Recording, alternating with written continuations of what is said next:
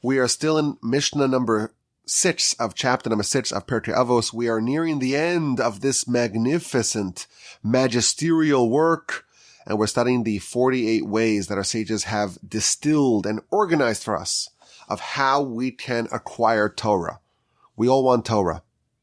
Torah is the greatest achievement that we can have in our lifetime. It's the most direct and potent link that we can forge with our Creator. And our sages tell us that there are 48 different pathways and portals to acquire the Almighty's Torah. And we're going through them one at a time to try to deepen our connection with the Almighty via His Torah. And we're up to way number 46. So this is the third to last, the anti-penultimate way to wisdom, hamachkim es rabo. From the word chacham, to make your teacher wise. A way for you yourself to become wise is by making your teacher wise. That is way number 46 to wisdom as organized and codified and canonized by our sages. Now, what does it mean to make your teacher wise? How would a student make a teacher wise? Question number 1. Question number 2. We're trying to acquire wisdom ourselves over here. That's the subject of the Mishnah. How to achieve wisdom. Why would me helping my teacher become wise? Why would that carry over and help make me wise? So, of course, our sages offer a variety of different ideas, and all of them are legitimate. Idea number 1, the most basic idea, is that if you have a teacher, and the teacher teaches, well, you're a student, and you listen, you hear, you understand, you accept. But there's a way to engage the teacher and make the teacher wiser. You can sharpen the teacher by peppering them with incisive questions and feedback. And that's what our sages are telling us here. When you're a student, you want to make the teacher wiser. How do you do that? By asking tough questions on their lecture. There are 2 types of questions. You don't understand something. It's not clear. It's a little bit murky and opaque, and you want to clarify it. That's one sort of question. There's a second sort of question. That's a challenging question, where you understand what they're saying, but you are attacking it. You're questioning its accuracy, its legitimacy, its veracity. In English, they're both called questions. In Hebrew, there's different words for these different types of questions. One is a clarifying question. What do you mean? Elaborate, explain, help me understand this better. And then there's a challenging, attacking question. I'm going to disprove you. I have evidence to disprove you. And for us in polite society, it may not seem to be the right thing to do, that the teacher, they should be granted a certain degree of respect. Maybe you shouldn't challenge them. No, challenge them. Attack them. Try to disprove them. And make them wiser. I remember when I got to yeshiva, one of the things that irritated me the first year when I was in, not like yeshiva high school, but like post-high school yeshiva, is that the lecturer, great sage, there was one particular sage of the previous generation that whenever he would cite him, he would disagree with him and try to disprove him. And I remember hearing that he really enjoys to take one of the great sages of the previous generation and to disprove it. And it didn't make sense to me. This is a brilliant sage, legendary sage with famous books that are found in every single yeshiva library. Shouldn't we just accept the brilliant teachings? But no, it doesn't work like that in Torah. It's all fair game. It's the great equalizer. And there's a great challenge to say, there's a legendary sage who is famous and universally respected and revered. And they come and they say something in Torah, and I'm going to do whatever I can to disprove it. The way they used to test the suitability of students to some of the yeshivos of yore, They would give him a citation from one of the preeminent sages and say, disprove it. Find the flaws. Poke holes in it. Argue on the giant. Question the legend. That's what we're supposed to do. Sharpen the teacher. You have a teacher? Make him wiser. Benefit them by forcing them to address a sharp question. And when they do that, when you challenge them, and they have to upgrade their idea, they have to hone their argument. They may need to refine what they're saying and maybe position it in a way that avoids your question, or even amend it, or even alter it.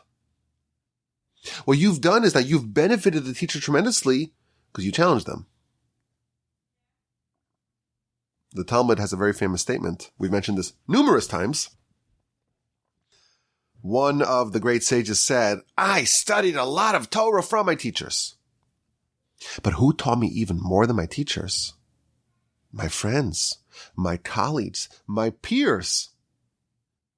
Umi talmidai yoser mikulam. And for my students, my subordinates, I studied even more. Because when you're forced to teach the students, and the students don't just sit around and accept what you have to say. They're tough. And they're sharp. And they're not going to accept something that's not crystal clear. That teaches you more than anything else. The Talmud analogizes this to a bonfire. How do you build a bonfire? You want a bonfire that's raging and strong and powerful and long-lasting. So of course, you have to have very big, thick logs of wood. But you can't start a fire like that. You have to have the small kindling, little twigs. The way you build a bonfire of Torah is those little twigs, little shavings, little carvings. They could ignite the larger sticks of wood, the larger logs. A young novice, a young student can actually make the teacher wiser. That's the idea, or idea number one, of making the teacher wiser. But in our Mishnah, it's not about making the teacher wiser. It's about making you wiser. And you become wiser by making the teacher wiser. How does that work? How does it help you to sharpen the teacher? It helps the teacher, no doubt. But how can it help me if I made the teacher wiser? So the commentaries offer a few different ideas. Number one, basic. If you make others wise, and you're engaging in the material that forces your counterpart to become wiser, you will also become wiser. As a result, you're going to integrate the Torah within yourself deeper. And the commentaries add like a psychological point over here. If I raise a question, I have an angle that I pose. Naturally, we're all more engaged when it's our idea or our challenge or our question or our citation that's being addressed. We all have a natural affinity with our own ideas and our own questions. So suppose I'm the one who poses the question that forces the teacher to engage and to become wiser. And it's my question that's being analyzed and debated and addressed. And the teacher is genuinely considering what I had to say. You know who's super engaged? I am. Because it's my question being discussed. So this is a way to rope someone in to really become engaged in their studies and can kind of supercharge their entry into the delightful world of Torah. Now, Torah it's big, it's vast, it could be intimidating. There's a way to kind of have an accelerated entry into the world of Torah. And that's when it's my question. It's like my little baby. I'm so engaged. I'm so interested. That's what's dominating the dialogue. I'm in. One of the problems that we face if we're trying to help newcomers, give them a little a little on-ramp into Torah. You have someone's attention, but you have it for an hour, and they know nothing about Torah. They're never exposed, never learned nothing. You have to use that time very wisely to try to engage them. And you're trying to convey to them, ideally, a little bit of a flavor of the rigor of the intellectual and spiritual delight of intensive Torah study. Now, you did it the hard way because you were taught from a little kid how to read Hebrew and how to understand Hebrew. You went through the stories of the Torah and the scripture and the Mishnah. And you have a lot of experience. And you've reached that point of experiencing the delight of Torah at a very advanced level. And you have a novice, an absolute beginner. How can you find a way in a short amount of time to give them a little bit of the feeling of why it's so special to you? So one of the strategies that is employed is to try to find a way to get them to ask a question. You read a verse and you tell the newcomer, find 5 questions. Like, what are the 5 questions that you could think of? And if they're clever enough, they could come up with some questions. If they raise the question, now they're curious. Now they're engaged. And now you could walk them through some of the maybe Talmudic analysis. What are the different concepts and the background and the deliberations and the sources and maybe the uncertainties until you resolve their question. In a short amount of time, they've got a little snapshot of what it is to engage in rigorous Torah study. So perhaps this is the idea. You make a teacher wise. It's your question. You become wiser as a result. There's another benefit for the student who makes the teacher wise. You're the student. They're the teacher. Why are they the teacher and you're the student? Why are you on different sides of the table? Well, the teacher is older, perhaps, more experienced, more knowledgeable, spent a lot more time doing this. And you want to challenge them? You want to try to disprove them? What does it take for you to do that? How hard are you going to need to work to credibly challenge them? You're going to have to put in a lot of time. Because when they just roll out of bed and they say something, it'll be very hard for you unless you really fiercely study and work and analyze. It'll be really hard for you to challenge that. So they're just coasting and you have to sweat until you ask a question that's going to force them to become wiser. So if you challenge the master, you challenge the teacher, you make the teacher wiser, you find a way to poke holes in their argument. You are able to find flaws in their reasoning. So yes, they become wiser, but you know how hard you have to work to do that? You gotta work really, really hard. And if you undertake the challenge of making your teacher wiser, invariably and inevitably, you will become wiser as a result. So that's idea number 1, the general idea. What does it mean to make your teacher wise? It means to ask them questions and challenge them and force them to respond and react to your line of questioning. The commentaries offer a different interpretation of these words, to make your teacher wiser. Not necessarily to make them wiser in reality, but to make them wiser, to render them wiser, to consider them wiser in your perception, in your eyes. You have a teacher. Listen, they're not the Michael Jordan of Torah study. They're not. Okay, they're your teacher. And they're good. But they're not like the greatest teacher in the world. So if you were being fair about it, you'd say, listen, they're a fine teacher, they're a well-meaning teacher, they're even a competent teacher, but there are a lot other teachers who are greater. That's a very dangerous position to have. Because then you'll say, you know what, they're a teacher, but maybe I could skip this. It's not so important. After all, we're not dealing with the absolute best of the best. And what's going to be, you won't have this teacher and you won't go to any teacher. So if you don't value your teachers, you'll end up not studying at all. And therefore, the Mishnah is advising you, make them wise in your eyes, in your perception. Consider them wise. Aggrandize their ability, their intelligence, and sagacity in your eyes. And that will motivate you to continue studying under their tutelage. If you don't consider your teacher that special, they're not that special. You're not going to pursue them to study under them, and that will have a very negative, injurious, and deleterious effect on your acquisition of Torah.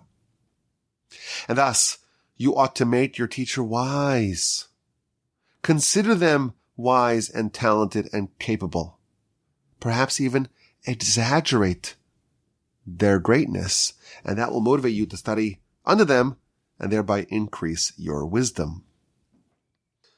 It is common practice for students to give very lofty honorifics and titles for their teachers. If you have a teacher, this is your rabbi, this is your spiritual guide. Are they the best in the world if we were ranking them in Madden 2025? No, they're not. But they're your teacher. They're the one in your community and your synagogue and your yeshiva. They're your teacher. You have to kind of upgrade the perception of them in your eyes. Because once you do that, you've just tricked yourself to say, I want to study more Torah. And there's another way that the commentaries explain this idea. So we have the idea of challenging the teacher, making them wise. We have the idea of considering them wise, even maybe if they aren't objectively that wise. There's another idea. Consider your teacher wise and try to reconcile their teachings. It may seem a bit puzzling. What do? The teacher makes a statement that seems wrong, it seems off, it seems misdirected, it seems shallow. This is not what you signed up for. You want something intelligent and sharp and fierce and vigorous. Well, what do? Teacher said something that was a bit off. So your inclination may be to say, well, okay, this I'll disregard. This is not something I need to really study so intensely. Says the Mishnah, make your teacher wise, consider them wise, and strive to understand their message. Don't just reject it offhand. It's wise. You don't get it. Well, let's try to figure it out. I would say this is the bread and butter of Talmudic study in the great yeshivos. You read a citation of the Talmud, and you read the Rashi commentary, and this happens on every single page of Talmud, by the way. You read the Rashi commentary, everything makes sense. He's explaining every step of the Talmud, and the question, and the back and forth, and the dialogue, and the debate, and the conclusion. And then you open up the other commentaries, the Tosfos commentaries. On every standard volume of Talmud, you have the Talmud in the middle, and on the inner margins, you have the Rashi commentary, and on the outer margins, you have the Tosfos commentary. And invariably, Tosfos starts his commentary saying, Rashi says this and this and this and this, but he's wrong. Why? I have this proof, this proof, this proof, this proof. Why he's wrong. Therefore, I will offer an alternative interpretation of the Talmud. Made sense. That happens on every single page of the Talmud. So we may say, listen, I read Rashi. It made sense when I read it, but then the Tosfos says I have all this evidence to disprove Rashi. So let's discard Rashi. That's what you may think. But no. That's not what happens. Now our work is cut out for us. We treat every single drop of ink authored by Rashi with extraordinary gravity and seriousness. We understand that every word that he writes is calculated and measured and precise. There is no way that the citation that the Tosfos cited as a question, as a challenge at Rashi, there's no way that Rashi forgot it. He didn't forget an explicit teaching in the Talmud. That's not a possibility. That option is not feasible. But the question's so glaring, so obvious. What do you do? Your question is, okay, there is a resolution. There's no way that Rashi just forgot another teaching in the Talmud. Not a possibility. So he knew exactly what you know, and he wrote what he wrote. Nonetheless, if there is a resolution, go find it.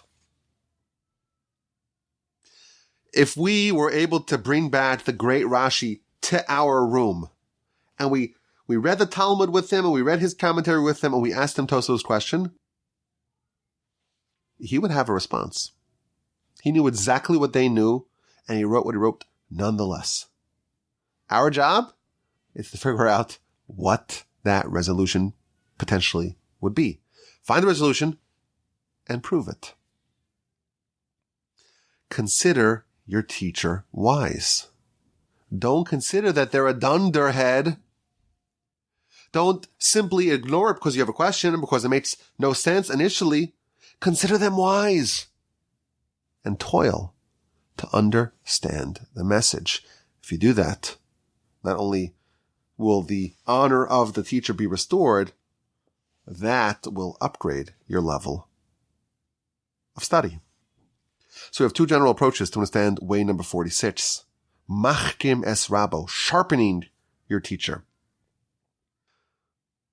We started off by saying, well, it's challenging the teacher. Asking sharp questions. And you know what? When your question is being discussed, it's your question being addressed over here, you're more engaged and your study level will be upgraded. A second idea we said is to challenge the teacher. To do that, you must work really hard. If you undertake an objective to challenge the teacher, necessarily you're going to have to upgrade your studies. And finally, two other ideas. Consider your teacher wise and pursue them as a teacher. Consider your teacher wise in your eyes and treat their words with seriousness and gravity and try to work really hard to toil to understand what they mean. Way number 46. Hamachtim es rabo, someone who makes his teacher wise, someone who sharpens his teacher.